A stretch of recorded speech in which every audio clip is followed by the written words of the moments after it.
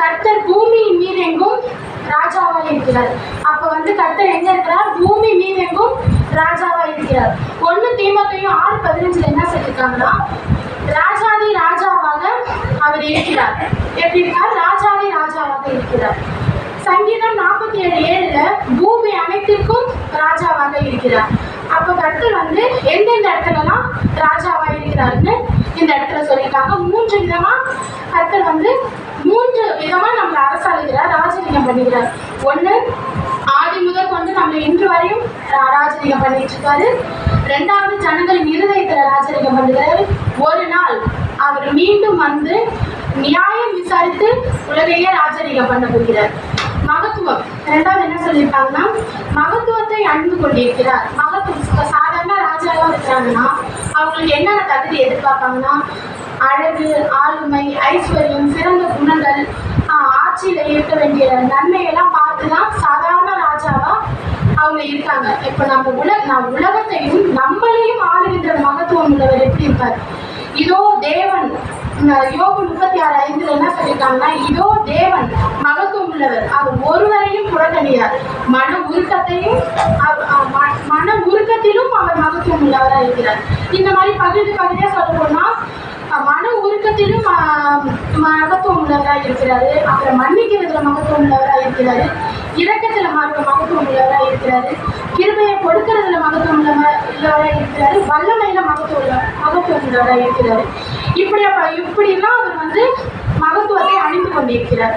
அடுத்து, கர்த்தர் பராக்கிரமத்தை கட்சியாக கட்டி கொண்டிருக்கிறார். அப்படின்னா கர்த்தர் என்ன சொல்றது, ஒரு வீரன் ஒரு யுத்தத்துக்கு போகும்போது தாங்க கச்சையை, வாள் வைத்திருக்கும் கச்சையை அவர் எப்படி எடுத்துக்கொண்டு போகிறாரோ அது மாதிரி நம்மளுடைய உலகத்தை, அதாவது பூச்சக்கரம் அசையாதபடி நிலை பெற்றிருக்கிறது அப்படின்னு சொல்லணும். நம்மளுடைய உலகத்தை, நம்ம வாழ்கின்ற உலகத்தை அசையாதபடி பராக்கிரமத்தினால அவர் கட்சியாக கட்டி கொண்டிருக்கிறார் அப்படின்னு சொல்லிட்டு இந்த வசனம் சொல்லப்படுகிறது.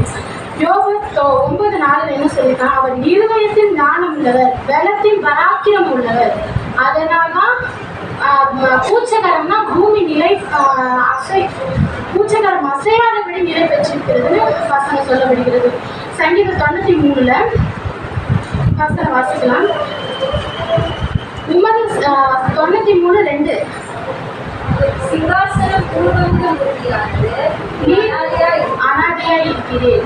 உமது சிங்காசனம்னு என்னத்த சொல்லுதுன்னா, உமது சிங்காசனம்னா என்ன? கர்த்தர் சொல்றாரு, வானம் எனக்கு சிங்காசனம், பூமி எனக்கு பாதபடி. அப்போ சிங்காசனம்னா வானம். அதே சங்கீதம் 47:8 தேவன் தமது பரிசுத்த சிங்காசனத்தில் வீற்றிருக்கிறார். அப்ப சிங்காசனத்தில் வீற்றிருக்கிறார், அவர் எங்க இருக்கிறாரு? பரலோகத்துல ஒரு ராஜரீகம் பண்ணி கொண்டிருக்கிறார். இதுதான் அவருடைய சிங்காசனம் என்றென்றும் நிறைவேற்றிருக்கிறது. அவரே ராஜாவாக ஆளுகை செய்கிறார். எரேமியா 31:3 அனாதி சிநேகத்தால் உன்னை சிநேகித்தேன், ஆதலால் காருண்யத்தினால் உன்னை இழுத்து கொண்டேன் அப்படின்னு இருக்கிறது. அவர் ஒவ்வொரு நாளும் நம்ம அனாதி சிநேகத்தால் சிநேகிக்கிறார். அடுத்து சங்கீதம் 93 3வது வசனம் 4வது வசனத்தை படிக்கும்போது, கர்த்தாவே நதிகள் எழும்பின, நதிகள் இறைச்சலிட்டு எழும்பின, நதிகள் அலைதிரண்டு எழும்பின, திறனான தண்ணீர்களின் இறைச்சலை பார்க்கிலும் சமுத்திரத்தின் வலிமையான அலைகளை பார்க்கிலும் கர்த்தர் உன்னதத்திலே வல்லமையுள்ளவர். இப்ப இதுல நதிகள் எழும்பின, நதிகள் இறைச்சலிட்டு எழும்பின, நதிகள் அலைதிரண்டு எழும்பின, திரளான தண்ணீர்களின் இறைச்சல், இதெல்லாம் என்னத்தை குறிப்பிடுகிறதுனா விரோதமாக எழும்புகிற மக்களை குறிப்பிடுகிறது. அப்போ வெள்ளத்தின் இறைச்சலை பார்க்கிலும் உன்னதத்தில் வல்லமை உள்ளது. எதிர்த்து வருகிற 1000 கோடி ஜனங்களை விட நம்ம தேவன் வல்லமை உள்ளவர். அவங்க எவ்வளவு முறுமுறுப்பானாலும், எவ்வளவு நம்ம துன்புறுத்தவரானாலும் கர்த்தர் நமக்காக யுத்தம் செய்வார், ஜெயிப்பார், விடுதலை தருவார். அடுத்து இதை இந்த 2 வசனத்திலும் 3, 4, 2 வசனத்திலும் கொடுக்கப்பட்டிருக்கிறது. 5வது வசனத்தை பார்க்க போனா கர்த்தர் என்ன சொல்லியிருக்கிறார்? உமது சாட்சிகள் மிகவும் உண்மையுள்ளவைகள், கர்த்தாவே பரிசுத்தமானது, நித்திய நாளாக உமது ஆலயத்தின் அலங்காரமாய் இருக்கிறது. தேவன் இந்த ஆலயத்தின் அலங்காரமாய் இருக்கிறது. பரிசுத்தமானது நித்திய நாளாக உமது ஆலயத்தின் அலங்காரமா இருக்கிறது. அப்படின்னா தேவன் முதல்ல நமக்கு எப்படிப்பட்டவர்? பரிசுத்தம் உள்ளவர். அவருடைய ஆட்சி எப்படிப்பட்டது? பரிசுத்தம் உள்ளது. அப்போ அவர் பரிசுத்தமா இருக்கிறாரு, அவர் ஆட்சி பரிசுத்தமாக, அங்க அநீதிக்கு இடமே கிடையாது. நீதி ஆளுகை செய்யும். நம் இருதயத்தில் ஆளுகை செய்வார் அப்படின்னா என்ன சொல்லுன்னா, இருதயத்துல அசுத்தம் வாசம் செய்யக்கூடாது. நம்ம தேவனுடைய ஆலயமா இருக்கும்போது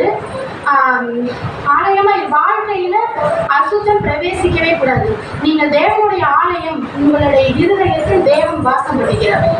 எபிரேயர் 12:14 சொல்லும்போது, பரிசுத்தம் இல்லாதவர்கள் ஒருவரும் தேவனை தரிசிப்பதில்லை. அப்ப பரிசுத்தம் இல்லாம இருக்கும்போது நம்ம தேவனுடைய இடத்திலே நம்ம செல்ல முடியாது. அததான் இங்க சொல்லிட்டாங்க. அப்ப ராஜா பரிசுத்தம் உள்ளவர் அப்படின்னு இருக்கும்.